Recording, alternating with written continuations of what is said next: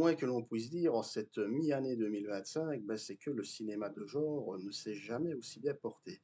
Salut à tous et bienvenue dans cette double critique spéciale horreur où je vais revenir sur deux thrillers horrifiques, même disons-le très proches du film d'horreur.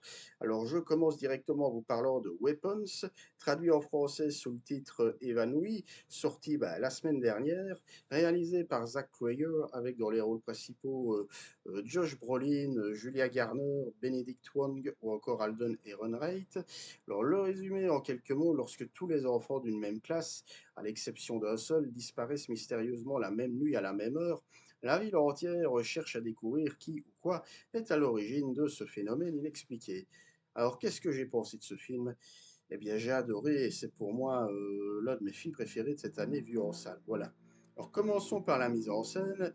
Alors, il faut savoir qu'on a affaire à une narration chapitrée, c'est-à-dire que le film est divisé en 6 chapitres prenant le nom des 6 personnages principaux, et c'est une manière de dresser plusieurs points de vue. Donc, on a une polyvalence de différents points de vue, donc des points de vue des 6 personnages principaux, à la recherche de ce fameux mystère de disparition d'enfants. Et, euh, et donc voilà, pour ce faire, hein, outre cette narration chapitrée, le réalisateur opte pour une mise en scène elle-même assez polyvalente, hein, vu qu'on va avoir affaire à plusieurs plans séquences, beaucoup de panneaux travelling horizontaux, qui vont donc filmer littéralement les personnages dans leurs déplacements, que ce soit en voiture ou à pied. Voilà, une manière de distiller l'atmosphère, hein, je veux dire de nous faire partager, nous spectateurs, la même sensation d'effroi et de mystère par rapport à cette histoire. Et il faut savoir que le film s'ouvre également sur une voix off d'enfant, hein, vu qu'il est question d'enfants, histoire encore une fois de bien nous plonger dans ce type d'ambiance. Et alors, voilà, on a aussi une mise en scène qui prend bien son temps en nous présentant les différents personnages. Encore une fois, le fait voilà, que la mise en scène soit chapitrée n'est pas anodine, hein. Je veux dire, c'est dans la mesure où le réalisateur prend bien son temps pour bien nous décrire au début de chapitre les vies et les mentalités de ces 6 personnages, en jouant de ce qui les relie ou pas, en quoi est-ce que cette histoire les concerne directement ou pas. Donc, on n'est pas très loin de la forme chorale à la Magnolia, par exemple, hein, avec voilà, plusieurs points de vue différents, plusieurs personnages plus ou moins liés entre eux, et dont les événements vont amener à se rapprocher. Voilà.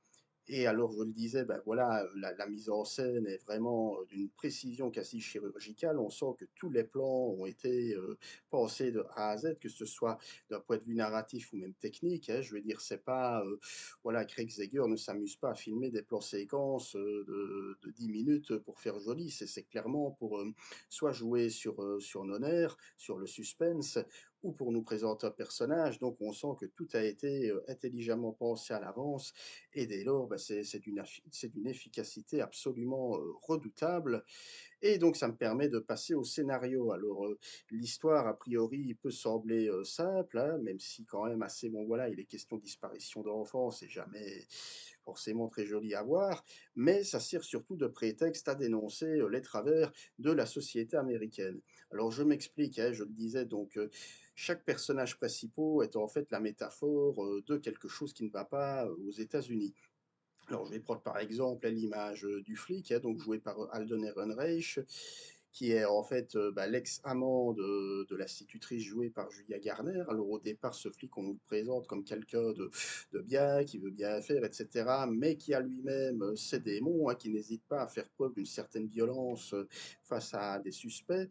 Alors, en parlant de suspects, on a également un jeune toxicomane qui est littéralement la figure des laissés pour compte, des exclus voilà, de l'Amérique, enfin, sauf qu'ici, on n'est pas vraiment dans l'Amérique profonde, hein, ni même dans les grandes villes typiques New York, Washington ou quoi. On est vraiment dans les petites villes américaines, comme on en trouve des millions aux États-Unis.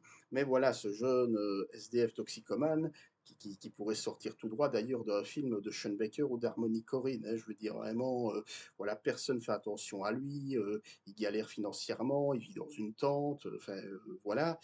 Et ce personnage qui symbolise a littéralement les exclus du rêve américain, quoi, voilà.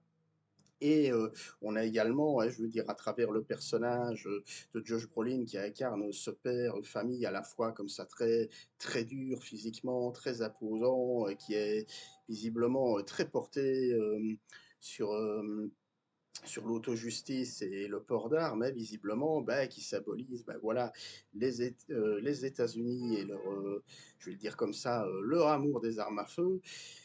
Et voilà, alors je le dis tout de suite, voilà, il ne s'agit pas non plus de brûlot anti-Trump, hein, c'est beaucoup plus subtil que ça, mais on sent que le fait d'avoir bah, divisé sa narration en 6 chapitres et d'avoir utilisé une histoire d'enlèvement pour nous dévoiler à la fois, enfin, pour nous dévoiler l'état de ces personnages, que voilà, c'est une manière bah, de dresser un regard très critique, voire même acerbe, sur son pays. Voilà. D'autant plus, et c'est également le gros point fort du film, hein, c'est que je le disais, le film, bon, on n'est pas très loin du film d'horreur, on peut même le qualifier, enfin, même un thriller horrifique, mais avec quand même des codes du cinéma d'horreur. Le film va jouer en plus sur les faux semblants, un petit peu sur les jumpscares, mais encore une fois bien pensé, hein, pas gratuit. Et le film va également se faire plaisir, hein, notamment avec la fin, sans trop en dire, où on va basculer, j'ai envie de dire, parfois dans le grand guignol. On a l'impression que Stephen King cède un peu sa place au Sam Raimi et au Peter Jackson des débuts, hein, je veux dire, un peu comme si Hit, hein, donc ça, cédait la place à Evil Dead ou à Blind Dead, hein, où on bascule, je vais dire, du côté horreur sérieux, caractère social, à l'horreur purement déconne, hein, je veux dire purement à la fois trash et très potache. Mais voilà, j'ai envie de dire ça sans, c'est d'ailleurs, je le disais, au final, la révélation, voilà, si vous vous attendez à un twist, voilà, à la Shyamalan qui remet tout, je veux dire, voilà, qui redéfinit tout ou quoi. J'ai envie de dire, passez votre chemin parce qu'encore une fois, je le répète, c'est pas du tout du spoil. C'est pas ce qui intéresse le plus le réalisateur, même si je le disais, la mise en scène et le scénario ont été vraiment pensés pour l'histoire. Il y a autre chose derrière et j'ai envie de dire que pour moi, les meilleurs films d'horreur sont ceux qui ont un vrai caractère social fort, hein. Vous prenez Le Massacre à la tronçonneuse de Tobe Hooper, Les Griffes de la Nuit de Wes Craven ou même dans un autre contexte, L'Exorciste et son rapport avec la religion, c'est tous des films qui, au-delà de jouer comme ça avec la peur, avec les nerfs des spectateurs et d'une mise en scène très travaillée, dressaient chacun amèrement un constat assez critique sur l'Amérique, hein, l'Amérique post-Vietnam dans Massacre à la tronçonneuse. Euh, la peur des parents rejetés sur leurs enfants, hein, dans Les Griffes de la Nuit de Craven, ou encore, je dirais, hein, dans l'Exorciste, tout le rapport comme ça à la religion, entre les Américains et la religion. Donc voilà, et c'est encore le cas ici avec Weapons, avec Evan Louis ou Craig Zager, nous fait bien comprendre qu'il a plus que bien géré ses références, vu qu'en plus on a vraiment des références pêle-mêle, je le disais, à Shining, à Evil Dead, à It, etc. Mais des références, voilà, au service d'une mise en scène vraiment, je le répète, très efficace, de scénario quand même très travaillé. Et pour toutes ces raisons, je vous recommande plus que chaudement Évanoui. Donc vraiment, je l'ai redit, grosse claque. Et alors oui, on va pas se mentir, hein, le film n'est pas non plus parfait. Je suis pas non plus en train de crier au chef-d'œuvre, hein. Il y a peut-être des moments où on se dit que c'est peut-être un peu vite expédié, comme le retour de la compagne actuelle du flic, hein. Donc je vais dire, voilà, qui arrive comme ça, comme un cheveu sur la soupe, qui apparaît à peine 10 minutes dans le film, mais on se dit qu'on aurait pu s'en passer, ou quoi. Ou peut-être aussi ci de là quelques raccourcis scénaristiques, mais voilà, j'ai envie de dire, on se retrouve avec un film vraiment très ambitieux qui en dit long sur son pays, sur son époque actuelle, et rien que pour ça, je vous conseille plus que chaudement Evanoui Weapons. Voilà. Je passe maintenant donc à Dangerous Animals, donc réalisé par Sean Byrne, thriller horrifique australien avec donc dans les rôles principaux donc Jay Courtney, Assia Harrison, ou encore Josh Huston. Alors le résumé, donc Zephyr, une surfeuse intrépide au tempérament libre, est kidnappée par un tueur en série obsédé par les requins. Séquestrée sur son bateau et confrontée à la folie de son ravisseur, elle va devoir se battre pour survivre face à tous les prédateurs. Et pas seulement aux requins, voilà. Alors, qu'est-ce que j'en ai pensé? Eh bien, encore une fois, on est sur du lourd, quoi, sur un film de très grande qualité, voilà. très différent de Weapons, hein, je vais vous dire pourquoi. Alors en termes de mise en scène, bah, ici on est clairement dans un pur huis clos, hein. Vous l'aurez compris à la lecture du résumé, hein, donc une jeune fille, donc une surfeuse qui va devoir survivre à un tueur psychopathe, voilà, qui la séquestre, etc. Et bah, dès lors, voilà, le film joue en terrain connu, mais c'est pas mal du tout, hein, et on va jouer beaucoup sur les effets sonores, hein, notamment, on va voir à un moment donné le tueur en question joué par Jay Courtney, dont c'est peut-être de loin le meilleur rôle, hein, de cet acteur qui a pas forcément une très bonne réputation en matière de choix de carrière, mais qui là est vraiment impressionnant, voilà. Et donc voilà, le moment où on a ce tueur, hein, qui va refermer la cage littéralement, on va sentir le son comme ça vraiment très, très, très fort, hein, je veux dire, qui est là également pour susciter l'effroi, également aussi les blessures, hein, où on va voir notamment la jeune surfeuse, hein, jouée par Harry Harrison, qui est une vraie révélation, hein, je ne connaissais pas du tout cette actrice, qui, bah, qui voilà, qui elle-même pour se libérer, bah, ne va pas hésiter à devoir se blesser littéralement, etc. Et le réalisateur, en plus de jouer sur les gros plans de blessures, etc., va jouer encore une fois sur le son, hein, le couteau qui va pénétrer les os, la chair, etc. Enfin, je vous passe les détails. On sent qu'on a un côté comme ça quand même très, très brut de décoffrage, très viscéral, j'ai envie de dire, qui est là pour nous faire ressentir, hein, tout ce calvaire. Mais je vous rassure tout de suite, c'est pas du tout un film torture porn, hein, c'est pas Saw ou Hostel, on n'est pas là du tout, on est dans autre chose de quand même plus cérébral, hein, j'ai envie de dire, parce que voilà, le film joue également la carte des rebondissements et du suspense. Alors encore une fois, bah, de manière différente que dans Evanouie, bah, on sent que Sean Byrne a lui aussi une mise en scène inspirée. Il va beaucoup jouer sur les panoramiques horizontaux, où on va voir donc la jeune Zéphyr qui va par tous les moyens bah, essayer de s'enfuir en courant un peu partout dans le bateau. La caméra va la suivre en train de courir, en train de reprendre son souffle, en train de lutter face au tueur en question, etc. Le film qui va également jouer sur les plans fixes, hein, notamment les plans de cale, hein, donc c'est-à-dire les chambres fortes du bateau, sur le gouvernail, sur toute la titraille du bateau, histoire de nous faire comprendre que ces objets en question vont avoir un rôle déterminant à jouer. Et voilà, donc une mise en scène qui joue énormément la carte du suspense, hein. C'est un peu comme si, ben, j'ai envie de dire, comme si Hitchcock rencontrait Spielberg, hein, d'une certaine manière. Ben, je vais bientôt y revenir d'ailleurs à Spielberg, je pense que vous comprenez pourquoi. Et voilà, ben, et ça me permet justement de passer au scénario. Alors j'ai envie de vous dire, c'est pas du tout un remake, et encore moins une relecture de Jaws, hein, donc des Dents de la Mer.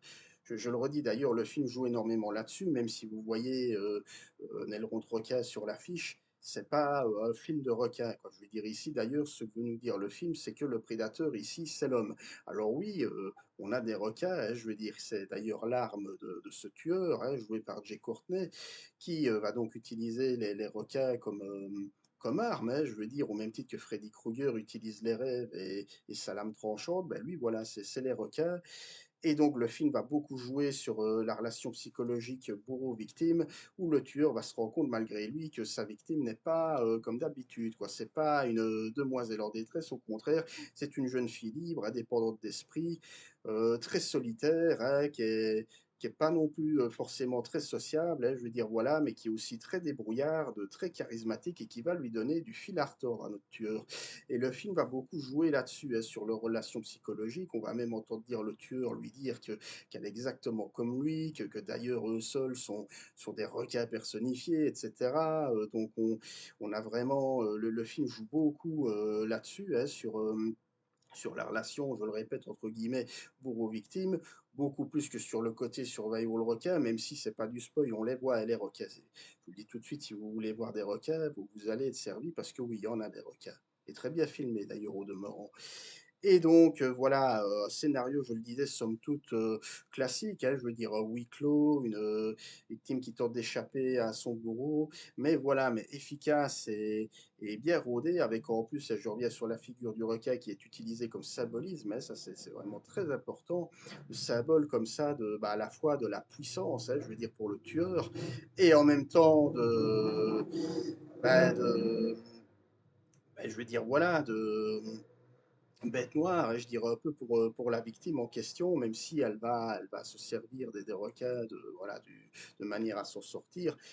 Donc voilà, et alors en termes d'interprétation, je le disais, Jay Courtney ici qui est littéralement possédé par ce personnage, hein. Je veux dire, on a vraiment ce tueur qui est à la fois très mastoc et très beau, enfin, avec cette gueule comme ça très particulière, hein, voilà, on sent bien que ce mec, dès qu'on le voit, alors qu'on juge pas les gens comme ça, je le sais, mais on sait qu'il n'a pas, il a pas l'air d'avoir toutes ses frites dans le même sachet, si vous me passez l'expression. Et, et voilà, vraiment, on sent qu'il s'éclate à jouer ce personnage, vraiment à la fois, complètement fou et en même temps, qui a aussi, hein, le film joue beaucoup là-dessus, sa part de sensibilité, hein. On va voir qu'il voilà, il n'est pas devenu ce qu'il est devenu complètement par hasard, ce qui n'excuse pas ses actes, au contraire. Et alors, je le disais, la révélation Harry Harrison, la jeune actrice australienne, qui voilà, qui va, jouer en quelque sorte un peu les femmes fortes, hein, avec un petit côté Hélène Ripley, voire même Sarah Connor, hein. C'est-à-dire qu'il va s'affirmer de plus en plus au point de prendre le devant sur, son ravisseur. Et voilà, donc je le disais, le film joue en terrain connu, mais tout en redéfinissant un petit peu les codes du genre et c'est ce qui fait du bien, voilà, c'est tout le plaisir procuré par ce film. Donc voilà, Dangerous Animals, également petit bijou que je vous recommande. Mais voilà, donc 2 thrillers horrifiques, très différents, hein. Je veux dire comme quoi, voilà, 2 films peuvent appartenir au même registre, mais très différents.